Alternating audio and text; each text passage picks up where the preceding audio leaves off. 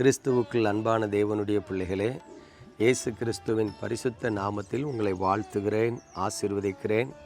கிருபையானது உங்களோடு கூட இருப்பதாக. நீங்கள் தேவனுடைய பிள்ளைகளும் தெரிந்து கொள்ளப்பட்டவர்களுமாய் இருக்கிறீர்கள் என்பதை மறந்து விடாதிருங்கள்.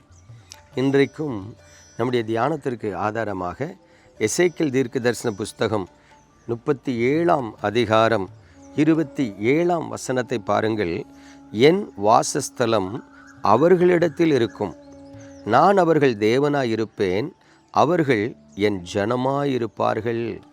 பிரியமான தேவனுடைய பிள்ளைகளே, உலகத்திலேயே மிகப்பெரிய ஆசீர்வாதம் என்னவென்று சொன்னால், தேவனுடைய வாசஸ்தலம், அதாவது தேவன் நம்மோடு கூட வாசம் பண்ணுகிறது தான்.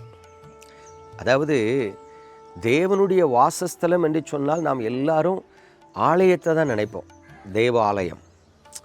ஆனால் ஆண்டவர் சொல்கிறாங்க, நான் அவர்கள் நடுவில் உலாவி அவர்களுக்கு மத்தியிலே நான் வாசம் பண்ணுவேன் என்று சொல்லுகிறார்.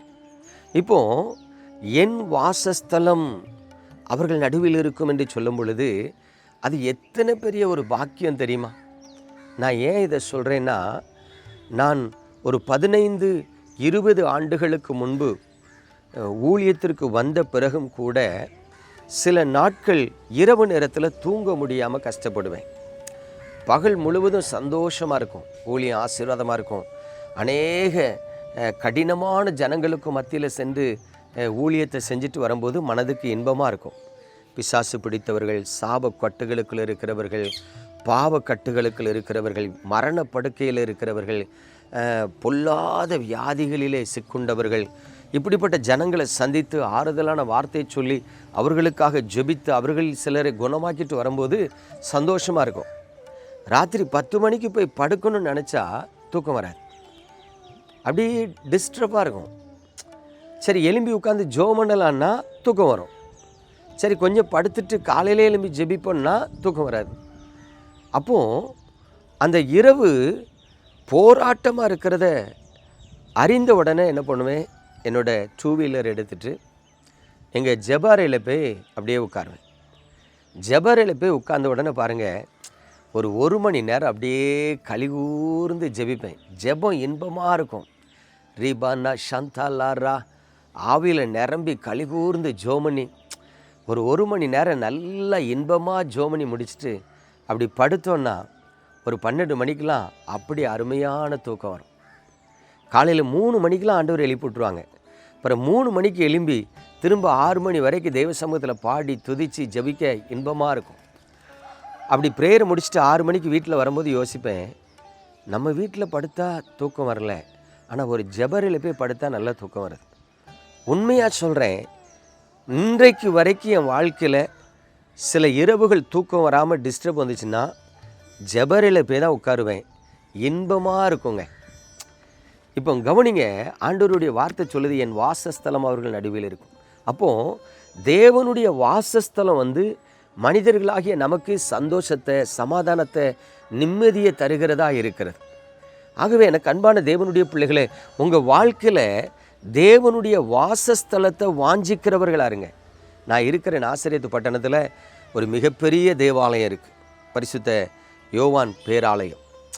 இந்த தேவாலயத்தில் பார்த்திங்கன்னா காலையில் 4:30 மணிக்கு சர்ச்சை திறப்பாங்க. 4:30 மணிக்கிலிருந்தே ஜனங்கள் ஒவ்வொருத்தராக ஜெபிக்க ஆரம்பிப்பாங்க. ராத்திரி 9-9:15 மணிக்கு அந்த சர்ச்சை பூட்டுவாங்க. இரவு ஜெப ஆலயத்தை பூட்டின பிறகும் பார்த்திங்கன்னா ஜனங்கள் ஜெபம் பண்ணிக்கிட்டே இருப்பாங்க. பகலில் இருந்து ராத்திரி வரைக்கும் ஜனங்கள் ஜெபம் பண்ணிக்கிட்டே இருப்பாங்க. ஏன் தெரியுமா? அது வாசஸ்தலம், ஜனங்களுடைய கண்ணீரை துடைக்கிற இடம், ஜனங்களுக்கு ஆறுதலை கொடுக்குற இடம். பிரியமானவர்களே, அவர் வாசம் பண்ணுகிறதுக்கு உங்கள் இருதயத்தை திறந்து கொடுங்க. அவர் உங்கள் வீட்டில் வாசம் பண்ணட்டும். உங்கள் வீட்டில் ஒரு ஜெபரை வைங்க, நீங்கள் சந்தோஷமாக இருப்பீங்க. ஏன் தெரியுமா? அவர் உங்கள் தேவனாயிருப்பார். நம்ம ஜெபிப்போமா?